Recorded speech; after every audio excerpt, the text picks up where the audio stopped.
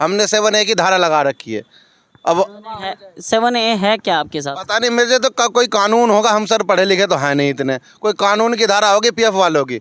अब हम इस समझ में ये नहीं आ रहा कि 7 होता क्या है, लेकिन हमने किसी वकील से बात करी थी, उसने कहा ये कोई के कारण ये हो गया कि ये कंपनी हमारा पीएफ कोई लिस्ट ही नहीं देते, कुछ ओवर टाइम का लिस्ट भी नहीं देते, और कोई कुछ बहुत पैसा लेके हमारा जो पीएफ है वो दबा देता। बड़ी बात तो ये है सर, ये कहते हैं कि सरकार देगी। सरकार ने, अगर सरकार क्यों देगी ये बताओ। तो मैं आज पहली बार आप यहाँ धरना पर बैठे हैं, इससे पहले आप कहाँ? हमारी मांगे पूरी करो, हमारी मांगे पूरी करो।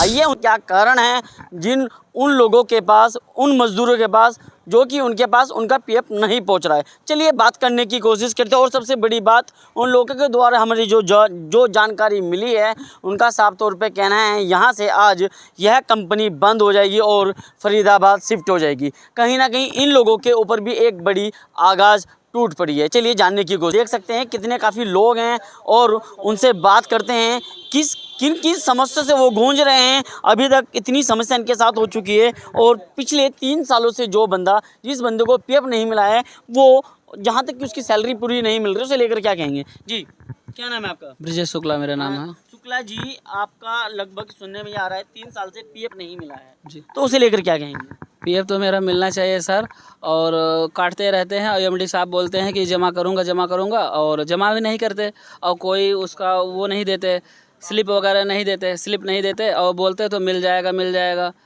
आपका जो सैलरी है वो अकाउंट बेस आती है या फिर बगैर अकाउंट आती है? अकाउंट में आती है। अकाउंट में सैलरी आती है, क्या उसमें आपके मेंशन वगैरह होती हैं, आपका पीएफ कटता है या नहीं कटता है? जी कटता है, पीएफ कटता है। आपके पास मैसेज आता है? जी पीएफ का इस समय नहीं आता। पीएफ सर 3 साल से नहीं आ रहा है। आपकी सैलरी कितनी है सबसे पहले तो ये बताएं। जी 8 घंटे का 11,000 है। 11,000 है, उसमें से आपको कितना माइनस होके मिलता है? ये तो सर कोई लिस्ट ही नहीं देते, कुछ ओवर टाइम का लिस्ट भी नहीं देते, और कोई कुछ नियम नहीं है। 8 घंटे का आपने 11,000 रुपये सैलरी बताया है, उसमें से आप हर महीने 26 दिन जैसी ड्यूटी करते हैं, आपको उसमें से कितना पैसा मिलता है? तो 12 घंटे चलती है ना सर, तो क्या है कि उसमें ओवर टाइम क्या रेट दे रहे हैं कोई इनका पता नहीं चलता, क्योंकि स्लिप वगैरह देते ही नहीं है।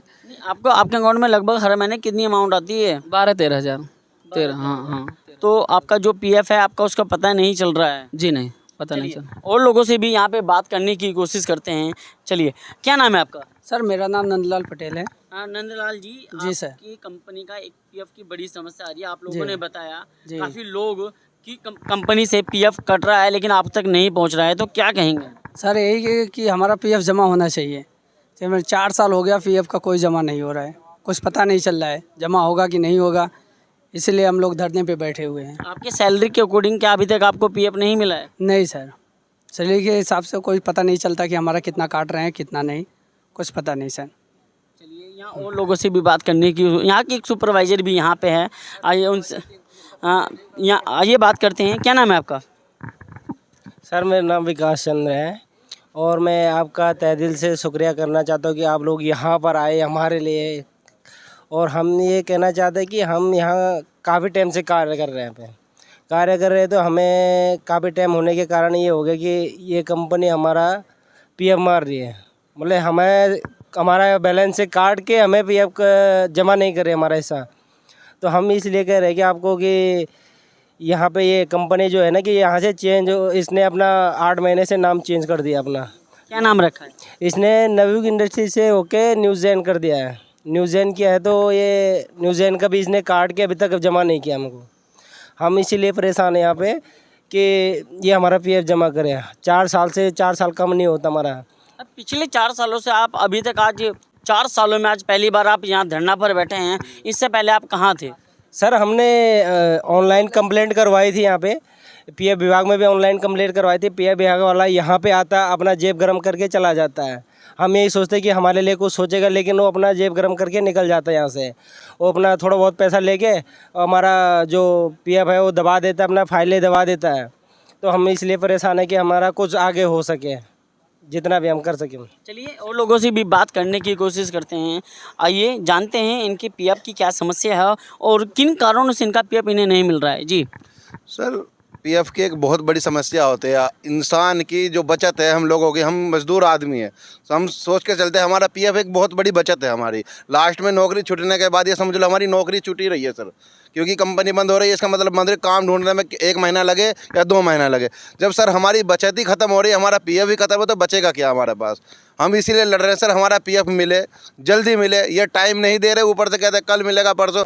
और बड़ी बात तो यह है सर, ये कहते हैं कि सरकार देगी। सरकार ने, अगर सरकार क्यों देगी ये बताओ सर हमें। आप तो सर अच्छी तरह हमारे से ज़्यादा जानते हैं। जब सरकार ने हमसे लिया ही नहीं तो सरकार हमें देगी क्यों?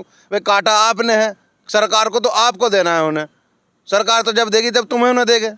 यह बताते नहीं कितना कट रहा है कितना नहीं। यहाँ तक हमें ये भी नहीं पता लगता हमारा ओवर टाइम कितना है, हमारी रोज़ की जो ड्यूटी हम कर रहे हैं वो कितनी है, ये भी नहीं पता लगता सर। सैलरी कितनी आ रही है, अब पता लगा 11,000 रुपये तो हमारे 8 घंटे की तनख्वाह हो गई सर। तनख्वाह आ रही है 12 साढ़े 12,000 रुपये, वो क्या हिसाब है सर? और जिसमें 4 घंटे का ओवर टाइम रोज़। आपका कहना है कि 11 घंटे की ड्यूटी में आपको 11,000 की सैलरी प्लस उसका 4 घंटा वो टाइम मिलता है, लगभग 12 से 13,000 आपको सैलरी मिलती है। और उसमें आपको कहीं ना कहीं आपका पीएफ नहीं नज़र आ रहा है। नहीं नजर आ रहा। तो आपकी जीएमएचआर की तरफ से आपको क्या क्या आश्वासन मिलते हैं? सर जीएम से हम सबसे बात कर रहे हैं, हमारे गजेंद्र पाल हैं हमारे जो अकाउंटेंट हैं, उनसे हम पूछते हैं सर हमारा पीएफ कैसे मिलेगा।